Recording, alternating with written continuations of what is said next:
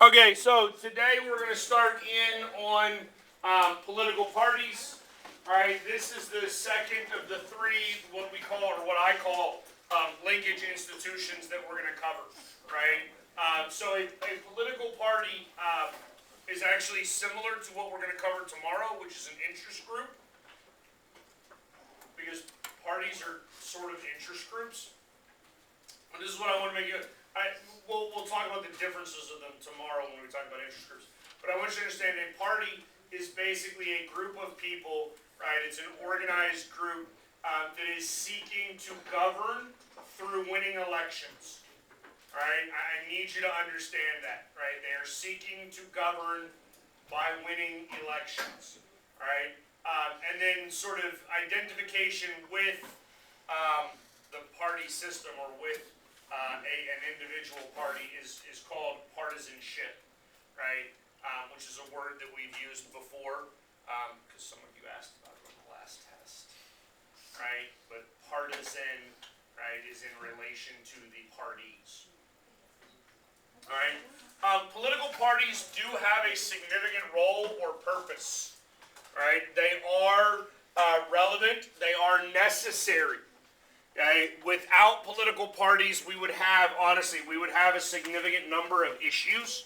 I want you to be aware of that. So while a lot of what I will talk about today is seemingly negative, and it's going to sound like I'm just saying all sorts of terrible things about political parties, I want you to understand that political parties are actually sort of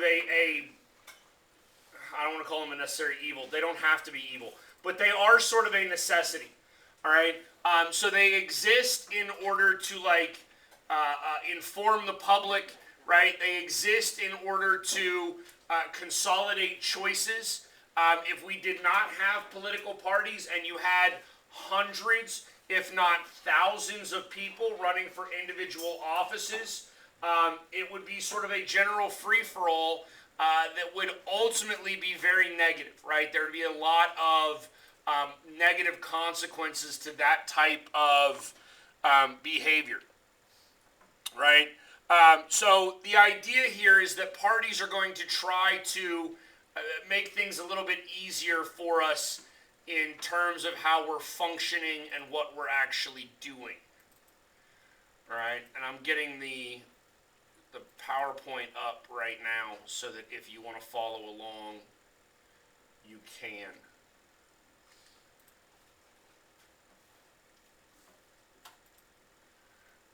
All right. So some criticisms. One, there is again, there's a fair amount of negatives to political parties. I want you to be understanding of that. I want you to be clear with that.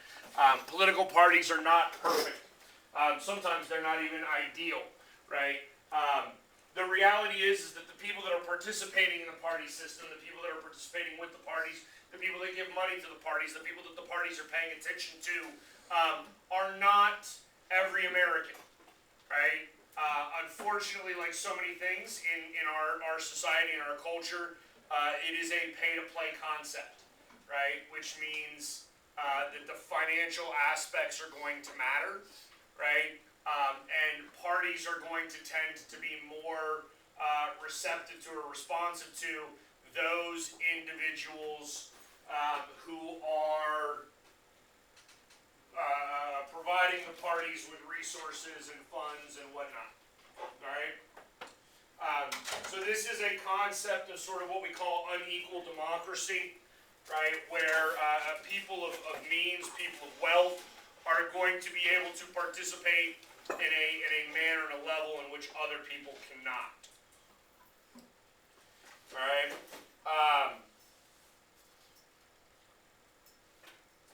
We've already talked about polarization. We'll talk about that a little bit more, right? How do political parties form? There's really sort of two ways. Well, there's more than two ways. We're going to cover two sort of examples, right? One is when you basically have government officials creating parties in order to try to generate support within the government, like within the system, right? So that would sometimes be referred to as a top-down approach. The reality is our first parties exist that way. The Federalist Party and then the Democratic Republican Party or the Anti-Federalist Party. Those are created basically through the consolidation of people that were already elected to government working together and then organizing themselves together, right?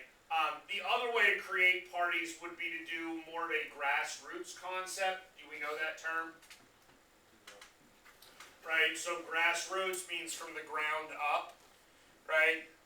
Theoretically, you could start your own party someday if you really wanted to. Okay?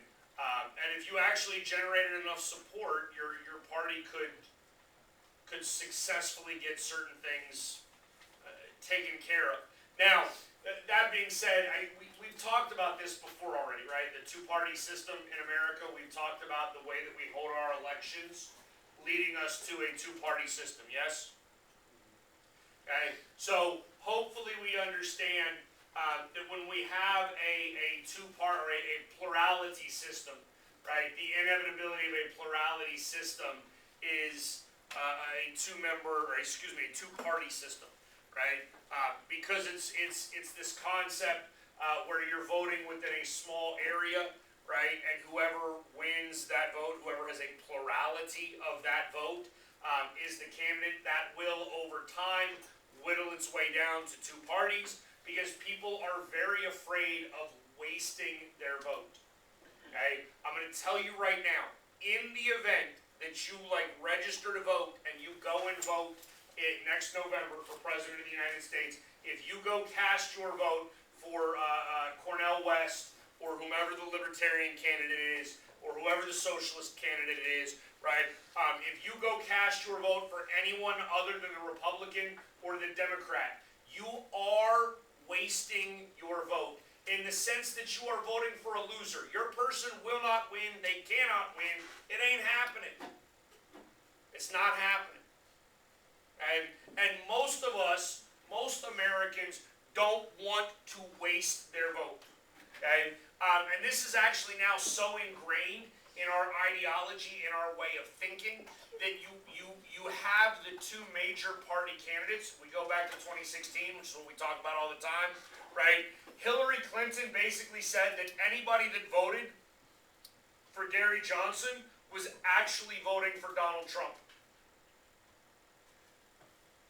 And Gary Johnson was the Libertarian candidate. Donald Trump said that anybody who voted for Gary Johnson was actually voting for Hillary Clinton. And because the assumption from both of the major party candidates were that if you go and vote for Gary Johnson, right, that is a vote I can't get, therefore you are helping my opponent win the election. Do you understand that? Okay. That actually becomes relatively important when we look at some examples of history, such as the 2000 election, where Ralph Nader received hundreds of thousands of votes in Florida, votes that would have likely gone to Al Gore.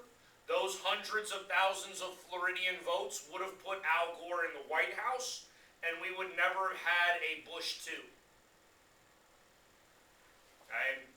And then, I mean, at that point, a whole wide variety of things would have changed in the United States.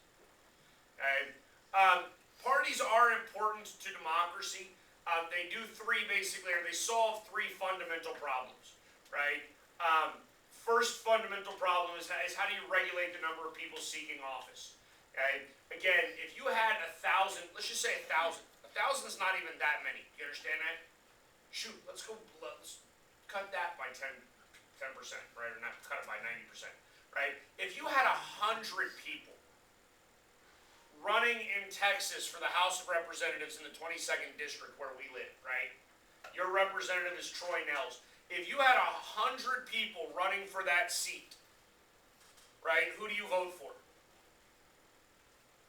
How do you differentiate between candidate number 78 and candidate number 79? Do you understand that? like, I want you to realize, if we go back to this concept, like, that we were talking about yesterday, right? So yesterday we were talking about how Alexandria Ocasio-Cortez got her job, yes? Do we remember that? Just put the phone down and smile and nod at me. That's how I got through high school, just smile and nod, so I can pretend like you're paying attention. Thanks, Hannah. Okay? So look, if I've got 100 candidates running, 100, okay, which means that this person is negative 50 and this person is 50 when you put them all on a linear scale, yes? You understand that? How do I differentiate between 21 and 22?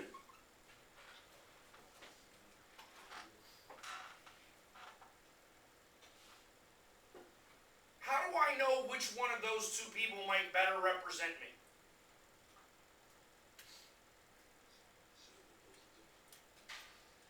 Well, but what if I'm personally like right here?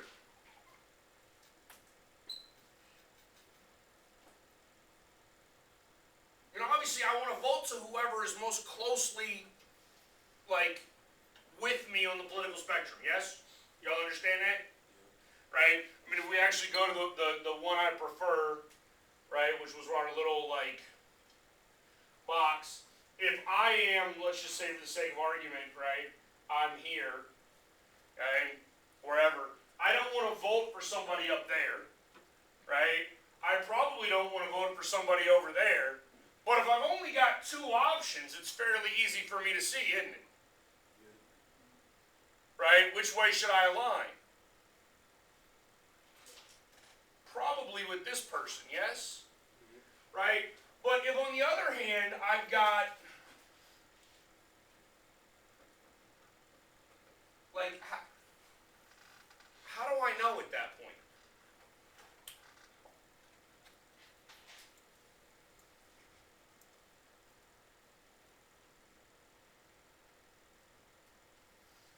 Let me ask this question. How many of you have faith that what politicians tell you is the truth?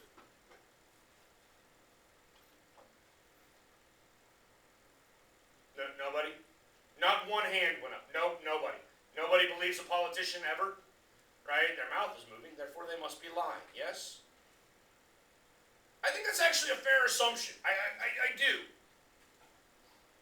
So, if that's true, how much faith can I have in what any of those people are saying that are relatively close to me ideologically?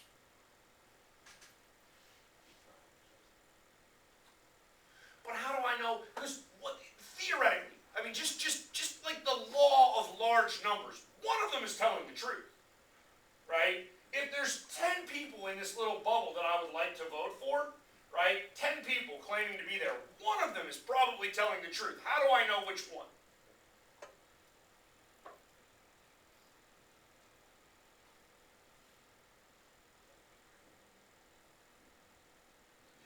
Have y'all ever gone to a restaurant and sat there and stared at the menu for like 10 minutes and like, man, I don't even know what I want. There's so many choices.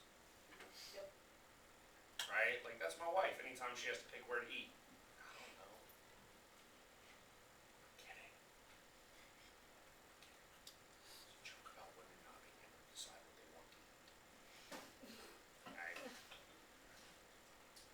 Do you understand the same thing would happen with voting, yes?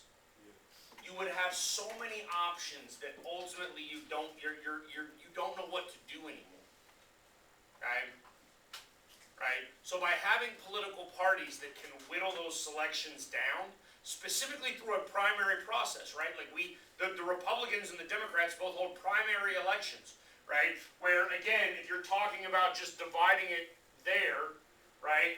I might have 10 or 15 over here, and I can pick a nuanced answer on one of these two sides, right? And then when it comes to a general election, I might not have gotten my first choice over here, right? Or over here if I'm on this side. It doesn't matter which side I'm on, right?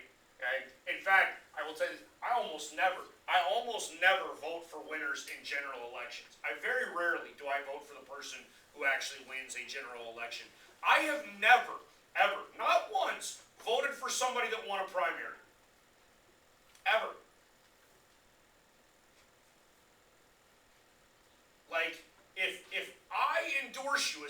primary candidate, it is a kiss of death. You will lose.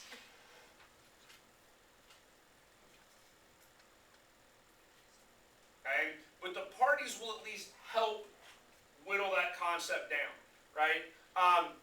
They'll mobilize voters, right? The parties can help mobilize voters by actually getting people out in order to get them, right? And then they create, because it's a two-party system, they create majorities, and majorities are necessary to rule in a democracy. Okay? Right? We probably have not done a good enough job talking about pluralism as a concept, as an ism in this class, right? But pluralism is basically what you have in a British system, in a parliamentary system, where you're voting for parties rather than voting for individuals, right? In England, you don't go cast a vote for Ted Cruz.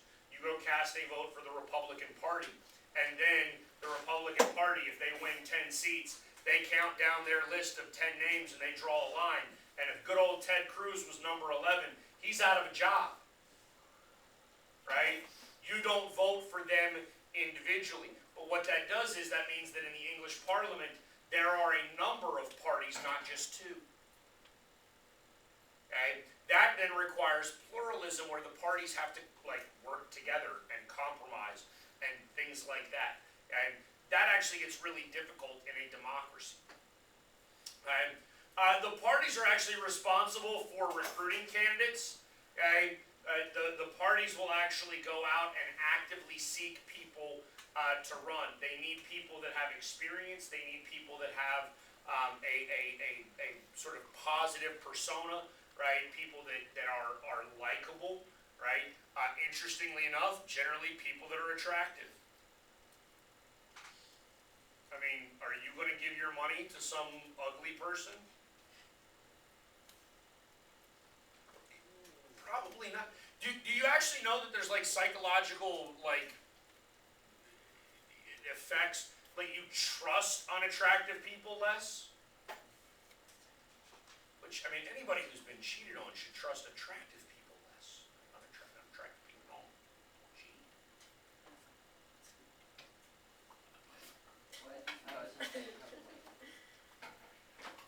Right? But they need to be able to be presentable, right? To look good. They need to be able to raise a lot of money. They need to be able to withstand scrutiny, right? Once you run for office, people will rip apart your private life, right? There's a guy running for Republican, he's a Republican running for the presidential nominee right now named Tim Scott, right? Tim Scott is a 40-something-year-old black man from South Carolina. I don't know how old exactly Tim Scott is. Tim Scott has never been married. So guess what people are already saying?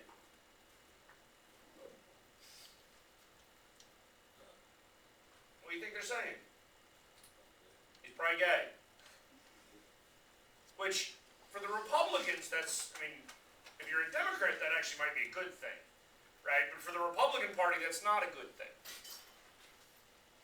Right? I mean, the fact that he's not married, and this is one of those things, I'll be honest with you, I don't understand about scrutiny, right? Because to me, I would much prefer a Tim Scott who's never been married, morally, to a Donald Trump who's been married 3 times and cheated on all of his spouses morally, right? If that's what we're concerned about, if we're concerned about the morality of it, maybe possibly gay versus definitively a serial cheater, to me, it's not that big of a, I know what I would pick. Right? But I have odd feelings about things like this. Right? But I promise you, every aspect of your private life will come out. All of it. Okay? Parties are also significant in terms of recruitment of candidates, because it is incredibly expensive to run for office, right? Do we know who Mike Bloomberg is? Mike Bloomberg is the former mayor of New York City. Okay, he ran in 2020. No, he ran in 2020 to try to obtain the Democratic nomination for President of the United States. Mike Bloomberg ran officially for 3 weeks. Right? For 3 weeks. He spent $1 billion of his own money. Billion.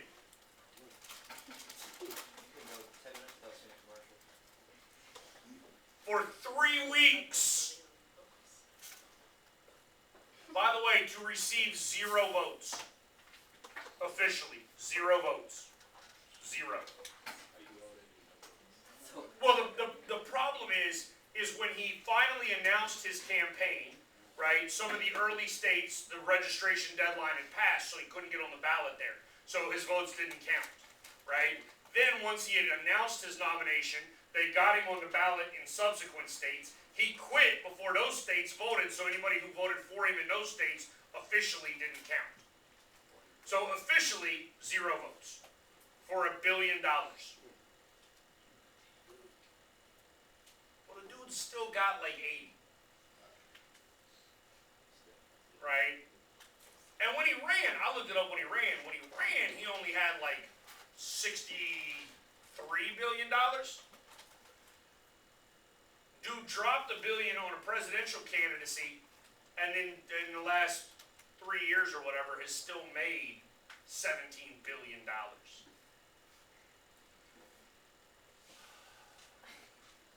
All right. So parties are going to seek people to run. There's a nomination process that they got to go through. That is predominantly done through the primary election process. Y'all ought to pay attention, especially, well, no, you're all seniors, right? Anybody who will be 18 will be 18 before March 5th. I think it's 5th. You will have an opportunity to vote in the next Texas primary election, right? We will have a primary here on March 5th. And so in the general election, the party is working in order to get people's names out there, get people registered, right?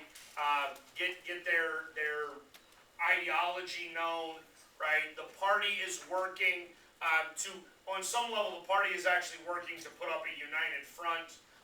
For the most part, not always, but for the most part, the party will stay out of primary elections, meaning the party itself is not going to get involved. Okay? They will let the candidates hash that out themselves, and then once we get to a general election, then the party will spend significant sums of money for their candidates, right? Specifically in what the party deems to be competitive races, right? The Democratic Party, for instance, spent a significant amount of money here in Texas 4 years ago when, was it 4 years ago? 5 years ago. When Ted Cruz was running against Beto O'Rourke. Right? The Democrats thought that they could flip Texas. Right? So they're going to spend a significant amount of money in order to do that. Alright, parties as far as organizations go, the parties exist all the time. They have their own organization. There's really a hierarchical structure, right? You have a national party, you have a state party, and you have local parties. Okay? The parties have permanent personnel. Okay? Both parties have a chairman. Okay? That chairman is the one who oversees the individual party activities.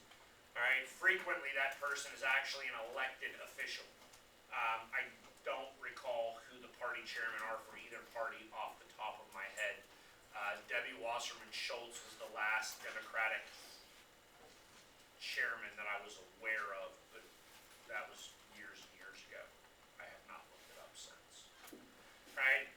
Here is a visual of sort of primary turnout. I'm gonna be honest with you, it's a little sad, right?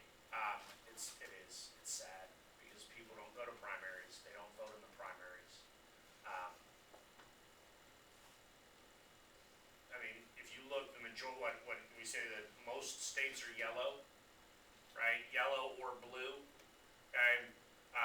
But one of the things you should realize if you're looking at the top of that, nobody gets over 50% in a primary. Okay? There is something called caucusing. A handful of states do it. Do you see the numbers up there? Do y'all know what a caucus is? it's a long, drawn-out process. Like, you go to a physical location, i.e. like a school, right? And then, let's say you're in the gym at the school, there would be a whole bunch of different candidates there, and so somebody would have a sign for like Ted Cruz, and somebody else would have a sign for Marco Rubio, and somebody else would have a sign for Donald Trump, or whoever was running for the Republicans, right? And then you basically go and you stand with the person that you want to support, right? Somebody from their committee. And then you look around, right? If you were like me, if I lived in Iowa, like I would go and support somebody that would be like me and like one other person. And then I would look around and be like, well, we suck and we're not going to win. I'm going somewhere else, right? And then I would probably go pick my second choice, who would also be equally as unpopular because nobody likes my ideas. All right? I have weird ideas. I admit it. Okay? Again, the national committees, they have the chairman. They're the ones that are going to oversee the sort of big ticket item concepts, right? They're going to raise money for all candidates. Candidates actually have to raise money and provide dues, right, to the party. So if you are, again, if you're Ted Cruz, right, and you are currently in the Senate, you are constantly trying to raise money, and some of that money actually has to go to the Republican Party, right? The parties themselves are looking at trying to diminish disputes within the parties. Okay? There are obviously conflicts that are going to arise. Not every Democrat believes the same thing. Not every Republican believes the same thing. The Republican National Committee, right, the RNC, theoretically should be working ridiculously hard right now to try to ensure that Republicans could actually pick a Speaker of the House so that the U.S. government can start operating again functionally. Because we don't have a Speaker right now. Right? That just shows you there's national, state, and then local conventions. Right? Parties help with fundraising significantly. Right? They have super PACs. Again, super PACs are dark money, right? So like that's money that does not necessarily have to be disclosed, right? You don't have to name individual donors and things like that. You just can't coordinate with a campaign. So you can coordinate with a party. The parties can do that. They can raise unlimited sums of money with super PACs. It's all sort of very, very shady. What really matters probably most as far as parties go, every 4 years the parties will put together their convention. Well, I say every 4 years. The Republicans didn't have a convention in 2020. Okay? I actually don't know if the at this point the Democrats are going to have a convention in 2024. Okay? The reality is you're probably still holding a convention even if it is Joe Biden because you want to update information. Right? And the convention is kind of like a little party where, and I mean like an actual party, like drinks and the Democrats have like music because Republicans are not allowed to use music because musicians don't let Republicans use their music because most musicians are Democrats. Right? If you were to ever watch the conventions occur over like 3 days. They have a whole bunch of like speakers, people that come out and talk about like ideologies within the party. Democrats actually have celebrities that show up and talk. There are not very many Republican celebrities. There just aren't. Okay? But at the convention, there's two big things that happen at the convention that matter immensely. One, they will officially nominate their candidate. Nothing matters up until that point. Okay? Again, y'all realize we've talked about this, right? We know the Electoral College. Okay, like the 6 of you that are asleep, pick your head up. Okay. The 2 of you that's actually asleep. Right? Listen to me. You understand you do not get to vote for President of the United States, yes? Okay? You don't even really get to vote for President of the United States in the primaries. I want you to understand that. You don't get to vote for the President of the United States in the primaries. You go cast a vote, But then delegates go to the convention and delegates vote for you, just like the Electoral College votes for you. Okay? Sometimes that can actually get pretty dicey, because if you have an instance in which a candidate does not get 50% of the vote, right, then the convention becomes sort of a free-for-all. And that gets wildly complex. Wildly complex. Okay? The other thing that happens, aside from officially naming the candidate, oh, and by the way, it is at the convention where they also will determine who the vice presidential candidate will be. Right? Because obviously right now, if you look at the Republicans, Trump and Nikki Haley and Chris Christie, Tim Scott, whoever else, those are the guys running for the Republican nomination, yes? Who's running for the VP nomination? Nobody. First of all, nobody runs to be vice president, right? It's a worthless job. I mean, it's an awesome job, but it's a worthless job. You do absolutely nothing. Which is why it's an awesome job. But at the convention, when that candidate wins, they will generally also announce who the vice presidential candidate will be. The other thing that happens at the convention is they put out the party platform, right? We know what a platform is. What is a platform?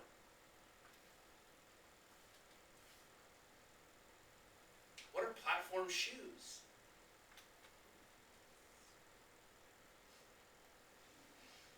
We don't know what a platform is? Y'all have never heard that word? What is it, Anthony? Yes, it's like a stage. It's something you stand on. That's a platform, right? What are they made up of? Of wood, yes? Like slabs of wood. Those are actually called planks of wood. Okay? That's where we get this term from. The platform is what the party stands on, right? Meaning what they stand for. The planks are the individual ideologies of the platform, right? So the Democratic platform, for instance, would be like pro-choice, right? Pro-gay marriage, right? I don't know, whatever else it is that they believe, okay? Depending on the party, I think it's the Democrats. I think the Democrats actually organize theirs well, where there's like 6 pages of a table of content, so you can get like nuanced information. The Republicans have like 5 sections, I think, and like that's it. And then there's like weird stuff, because there's like a section on foreign policy, and all of a sudden buried in there somewhere, you learn that Republicans want Puerto Rico to become a state. Which I find odd. Because if Hispanics are actually voting Democrat, like people tell you that they will, why would the Republican Party want Puerto Rico to become a state?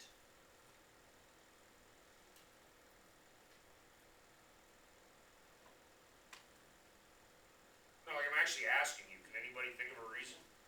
Because I can't. Well, but the problem is if they become a state, then they automatically get 2 senators. Right? Right now, the only thing Republicans have going for them is that it's easy, interestingly enough, ironically enough, it's easier for Republicans to win the Senate than it is for Democrats. Okay? It's easier for Democrats to win the House than it is for Republicans. Which is ironic, because those are flipped right now. Right? But if you put 2 more Democrats in the Senate, because Puerto Rico would get 2 senators and theoretically they would be Democrats, that makes it harder for the Republicans to win the Senate, which is, I think, the exact opposite of what Republicans would want. Right? But, yeah, right?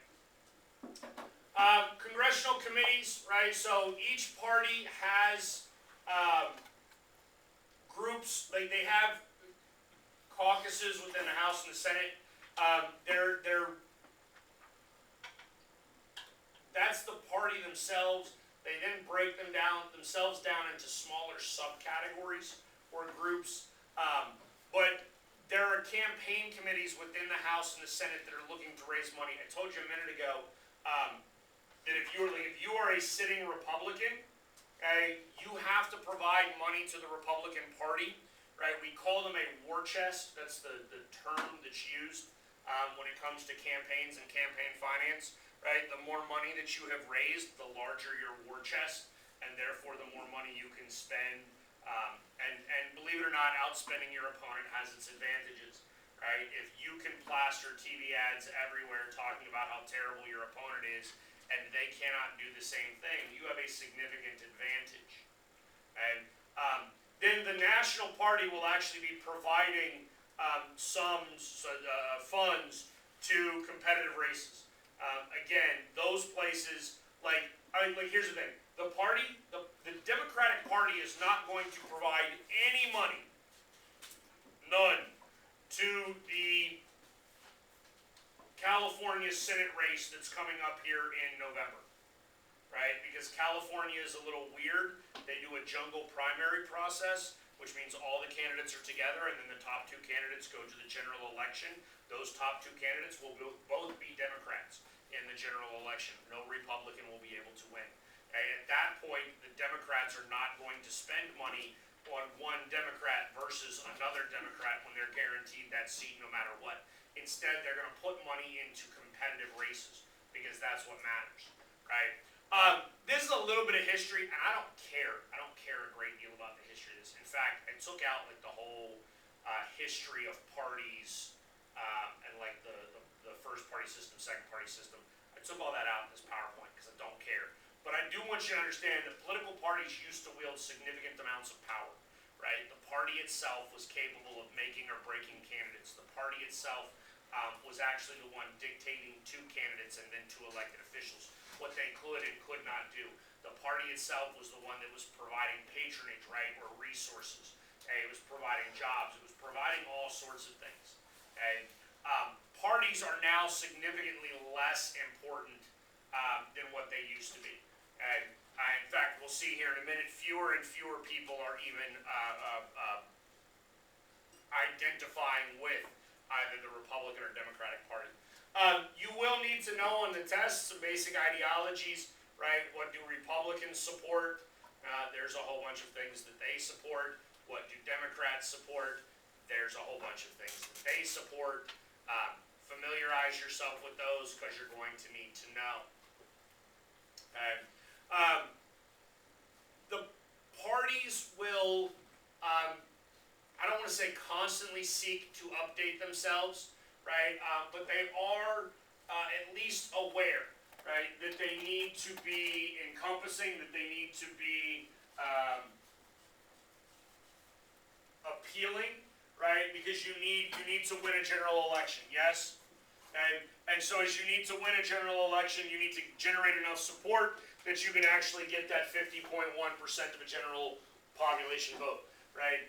So the parties will be looking fairly regularly to see what things that they can add, right, to their platform that will make them more appealing for other people, right?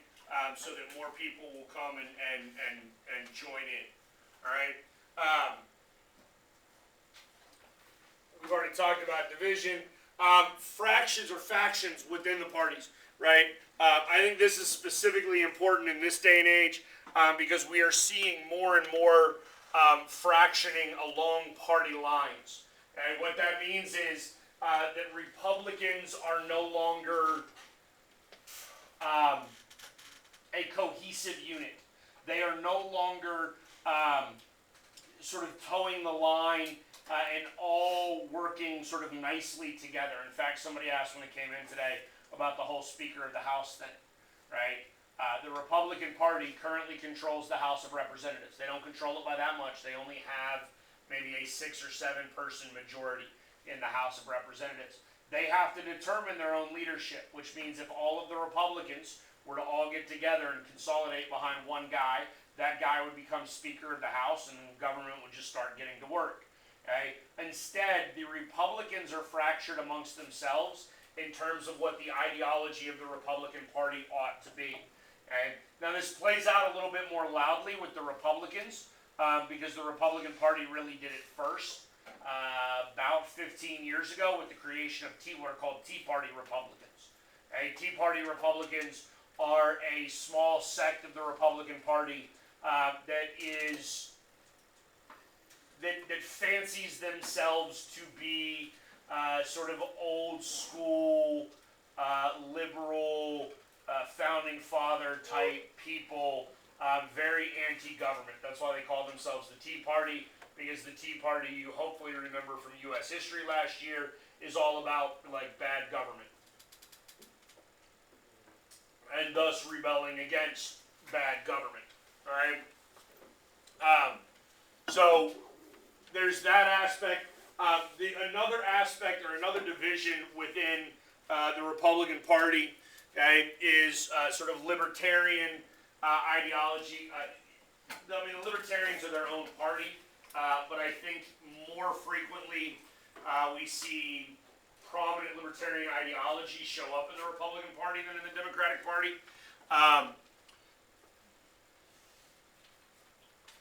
Because their libertarian ideals play better to the Republican base than to the Democratic base. Okay? As far as Democrat separation goes,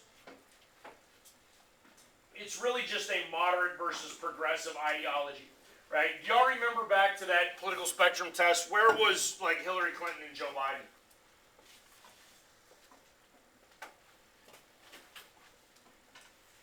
Right? We have quadrant 1, 2, 3, 4.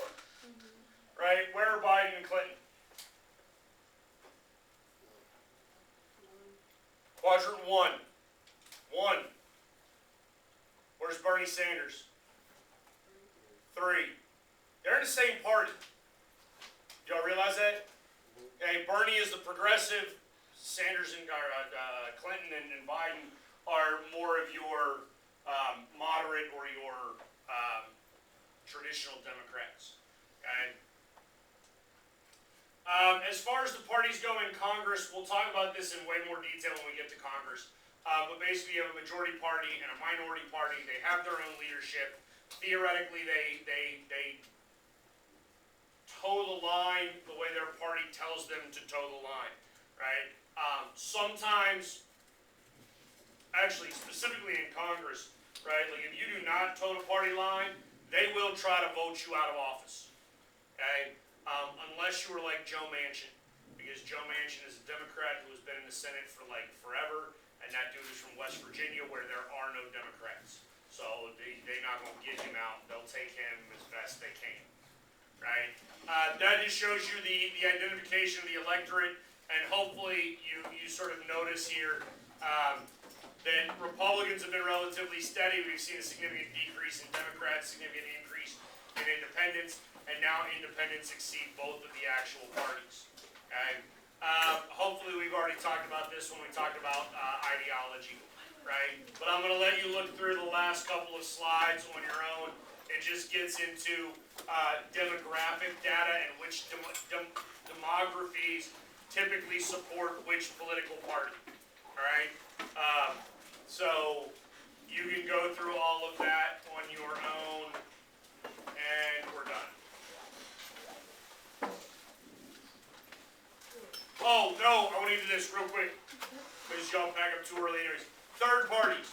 There are third parties that do exist. Third parties are actually at the mercy of the two major parties, right? The parties themselves control things like the debates, right? Like when we actually get to presidential debates between Biden and Trump or whoever they are, right? The reason in 2016 that like Gary Johnson couldn't get on the debate stage, the Republicans and Democrats aren't letting the